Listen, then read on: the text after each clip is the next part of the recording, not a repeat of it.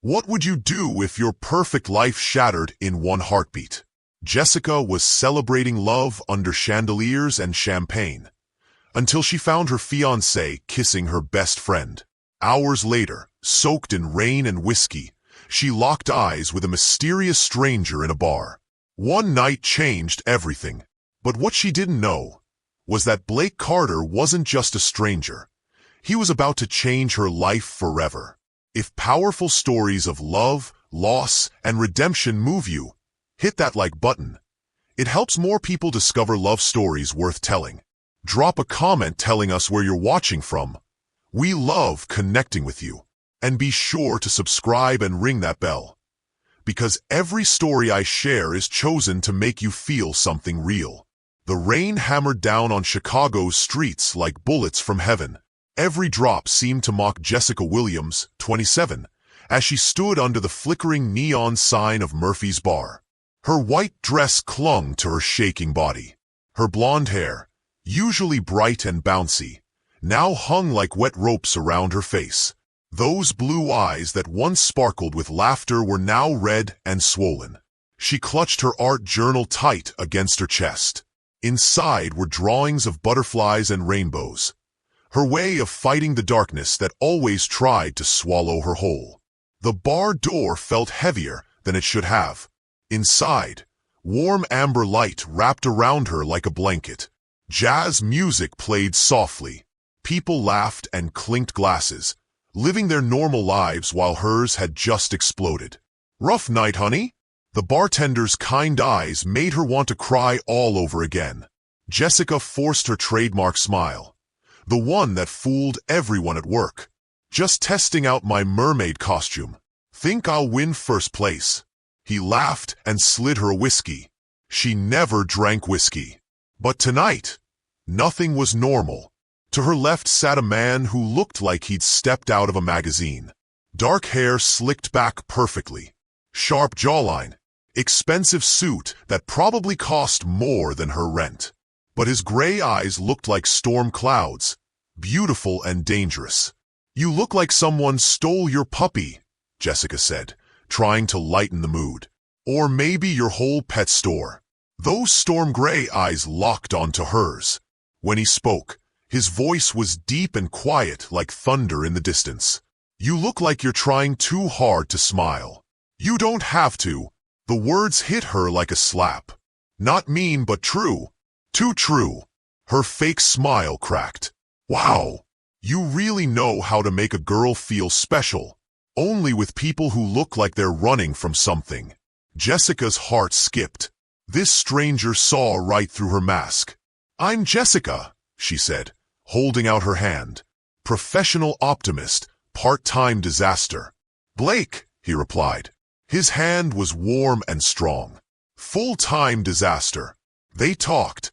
Or rather, Jessica talked while Blake listened. She told him about her job in marketing, her dream of writing children's books, her art that helped her cope. She didn't mention the real pain, the betrayal that brought her here. Blake said little, but his eyes never left her face.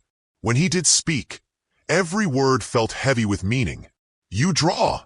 He asked, nodding at her journal.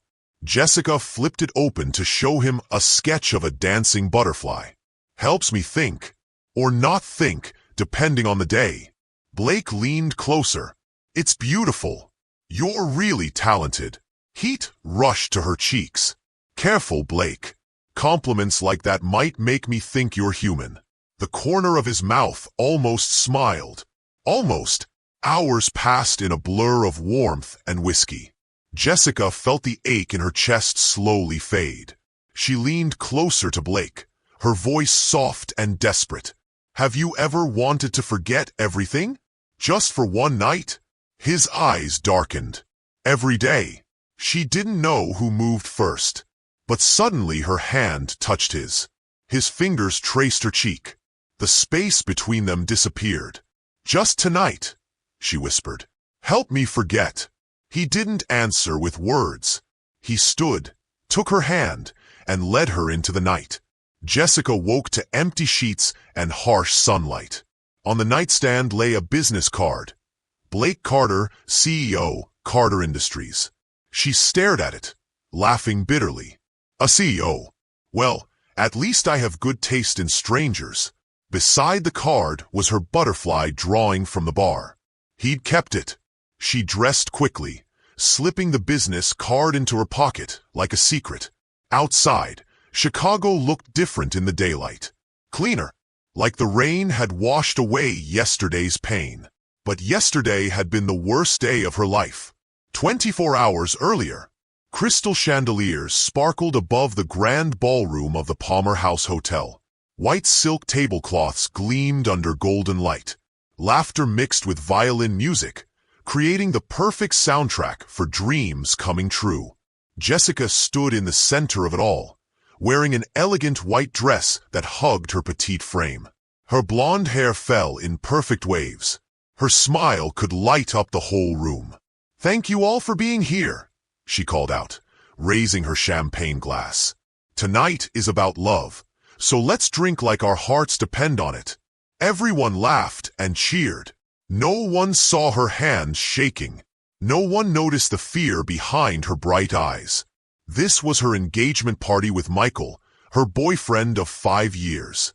Sweet, reliable Michael with his warm brown eyes and easy laugh. He'd been her anchor through every storm. But lately, something felt wrong.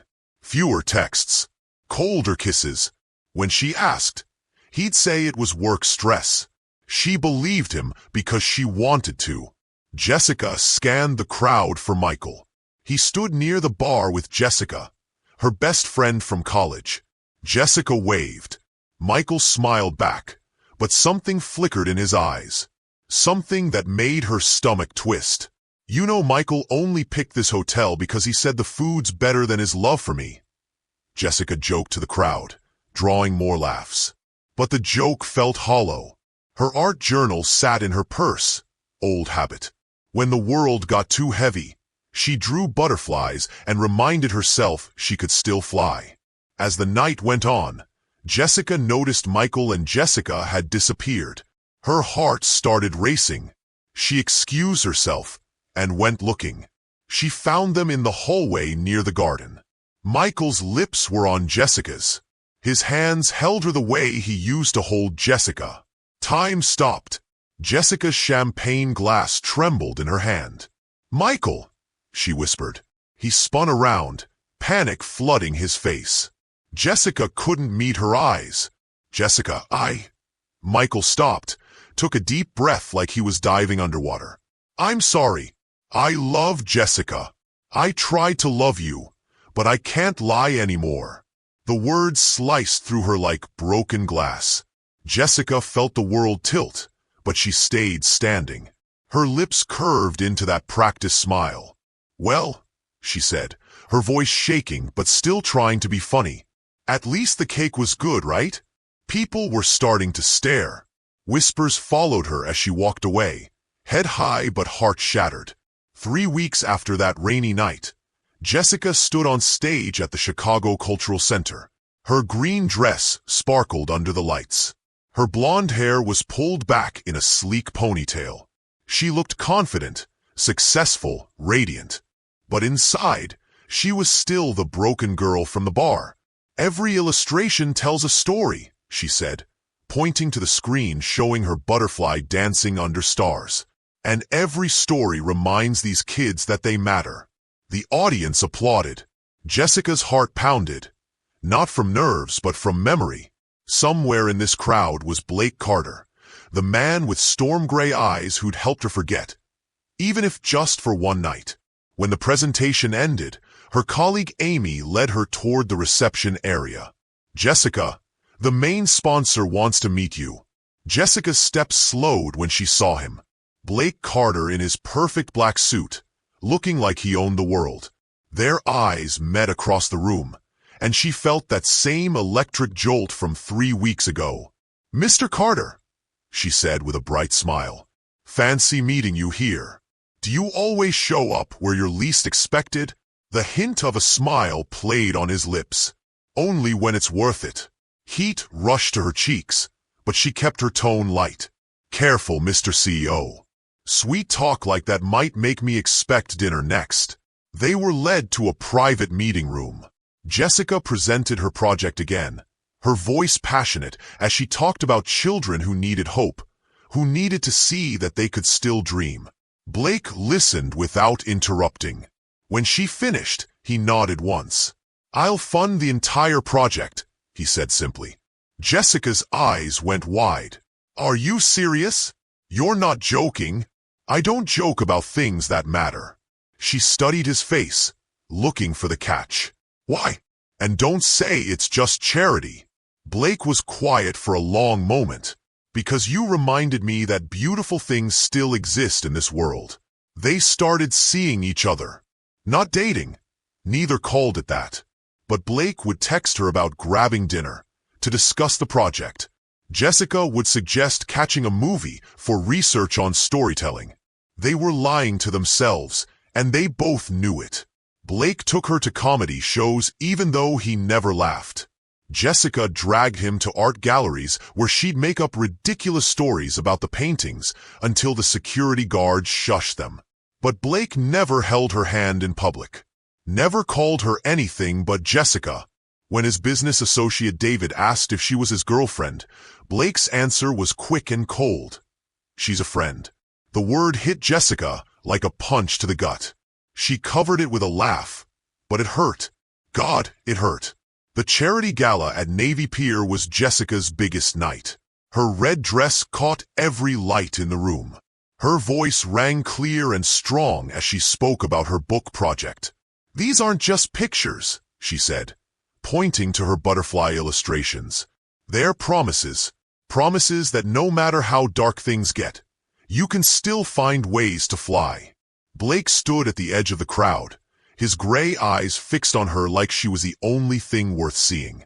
But then a familiar voice cut through the applause. "Jessica!" She turned, and her blood turned to ice. Michael stood there in his gray suit, looking desperate and sorry. "I need to talk to you," he said urgently. "I made a mistake. I want you back. I love you." The words tore open wounds that had barely started healing. Jessica felt Blake move closer, felt the tension rolling off him like heat from a fire. "Back together?" Jessica managed, her voice cracking. "You sure know how to make an entrance, Michael." Michael stepped forward, taking her hand. "I'm serious. Jessica was a mistake. You're everything, Jessica. I can't live without you." Before Jessica could respond, Blake's hand closed around her wrist. Not gentle, possessive. His eyes were darker than she'd ever seen them. "Who are you?" Michael demanded. Blake's voice was ice and steel. "Someone who doesn't need to apologize to her." The tension crackled between the three of them. People were starting to stare, to whisper. Michael finally backed down and left. Blake's grip loosened, but the damage was done. "Jealous much?" Jessica teased, trying to lighten the mood. Blake didn't answer. He drove her home in silence that felt heavier than the rain that night they'd met. Jessica couldn't take the silence anymore. She went to Blake's office at Carter Industries, a glass tower that scraped the Chicago sky. His office was massive and cold, all black marble and floor-to-ceiling windows. Blake stood behind his desk in his perfect suit, looking guilty when she walked in. "Secret benefactor, huh?" Jessica crossed her arms, grinning despite her racing heart. "Throwing money around like confetti. What's the real reason, Blake?" Blake was quiet for so long she thought he might not answer. Then he spoke, his voice barely above a whisper. "There was someone, Claire. We were engaged. She left me the day before our wedding." His hands clenched into fists. "She said I was too cold, that I didn't know how to love. I locked my heart away after that.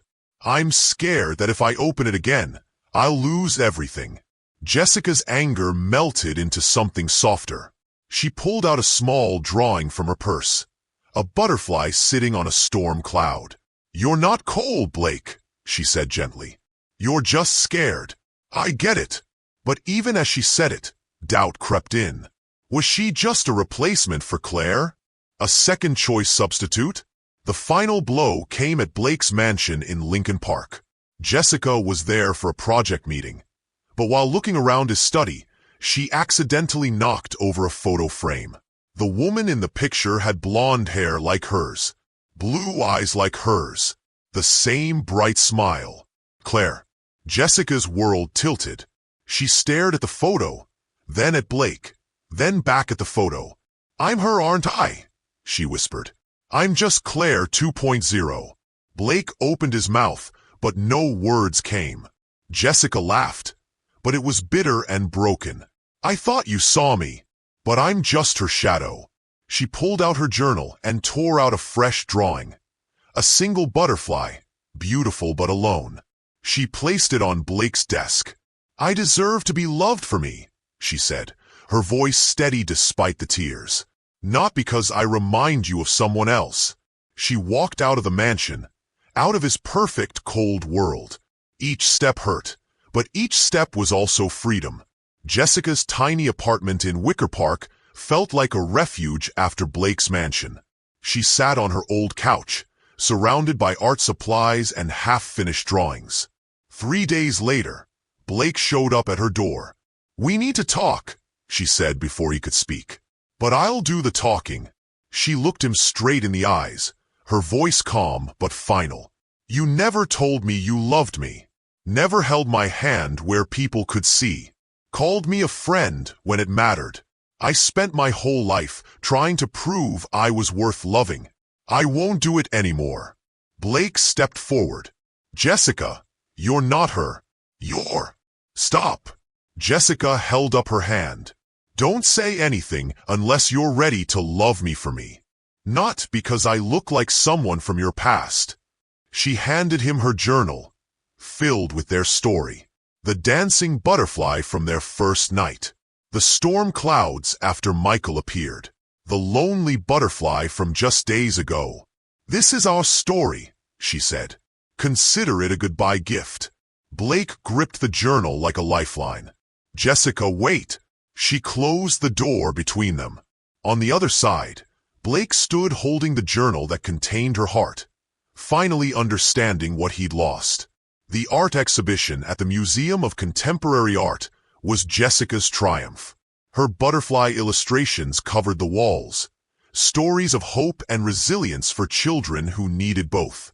Jessica stood in the center of the crowd, wearing a simple blue dress. Her smile was real now, not a mask. She'd learned to love herself again, even if her heart still ached for Blake. "These drawings are for the kids," she told the audience, "to remind them that even when life feels dark, they can still learn to fly." Applause filled the room. Jessica's eyes automatically scanned the crowd, looking for a familiar face. She told herself she'd moved on, but her heart disagreed. Then the microphone crackled. Jessica turned to see Blake walking onto the small stage. The crowd hushed, curious about the serious man in the expensive suit. "I'm not good with words," Blake began, his voice carrying across the silent room. "But today I have to try." He looked directly at Jessica, his gray eyes warm for the first time without walls between them. "Jessica Williams isn't just a talented artist. She's the woman who changed my life.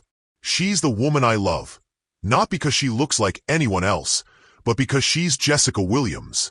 The room erupted in applause. Jessica stood frozen, her blue eyes wide with disbelief. Blake stepped down from the stage, walking straight to her. "I was wrong," he said, just loud enough for her to hear. "I see you, Jessica. I always saw you." Jessica's eyes filled with tears, but she smiled, really smiled. "You're incredibly slow, Blake Carter. Good thing I'm patient." After the exhibition, they walked outside under the Chicago stars. Blake pulled a folded paper from his jacket, his own clumsy drawing of a butterfly next to a storm cloud. "Your first butterfly," he said. "It showed me how special you are. I'm terrible at drawing, but I needed you to know. I see you, Jessica." Jessica traced the shaky lines with her finger, her heart warming. You really are awful at art, she teased. But this is worth more than 1,000 perfect pictures. She looked up at him. So what am I to you now? Blake took her hand without hesitation, not caring who might see. You're everything. 1 year later, they stood in Lincoln Park under an arch of white flowers. Jessica wore a flowing wedding dress, her blonde hair adorned with small butterflies. Blake stood beside her in his black suit, his storm gray eyes now clear and warm. They'd spent the year rebuilding trust, sharing fears, making new memories. Blake learned to open his heart. Jessica learned she was worthy of love exactly as she was. You really are slow, Blake Carter, Jessica said during her vows, making everyone laugh. But I love how you learned to love me. Blake's smile was bright and unguarded. You're my butterfly, Jessica Williams, and I'll spend my life helping you fly. After the ceremony, they launched their children's book together, The Butterfly and the Storm. Jessica's illustrations told the story of a bright butterfly who taught a lonely storm cloud how to love. At the book launch, Jessica stood on stage beside Blake. I almost drew him as a grumpy bear, she teased, but he earned his storm cloud status. Blake shook his head with a soft smile, then leaned close to whisper, You're still the butterfly. Later, as their wedding celebration continued, Jessica pulled Blake aside to a quiet spot under string lights that hung like stars. She handed him one final drawing, 2 butterflies dancing together in the sunlight. Beneath it she'd written, Now we fly together. Blake traced the drawing with gentle fingers. You always know how to say what I'm feeling. Jessica tilted her head, teasing. Well, Mr. Carter, I waited a long time for you to draw me a picture. Blake pulled her close, his voice thick with emotion. I may not be good at drawing, but I'm really good at loving you. They stood beneath the starlit sky, hand in hand. From that rainy night in Murphy's bar to this moment of pure joy, they'd found their way to each other. Not as shadows of the past, but as 2 souls learning to fly together. Jessica looked at him, her smile no longer hiding pain, but glowing with genuine happiness. We've come a long way, haven't we? Blake squeezed her hand, his eyes gentle but determined. And I'll fly the rest of the way with you. Jessica laughed softly, leaning against his shoulder. Careful, Mr. CEO. That's dangerously romantic. They stayed there among the flowers and soft lights, knowing their love wasn't just passion. It was growth, trust, and the promise to keep showing up for each other. The butterfly and the storm had become a gift to children everywhere. But to Jessica and Blake, it was proof that even broken hearts can learn to fly again. This story reminds us that love isn't about finding your other half. It's about finding someone who sees your wholeness. Sometimes we have to lose ourselves to find who we really are. And sometimes, the person who helps us forget becomes the person who helps us remember what we're worth.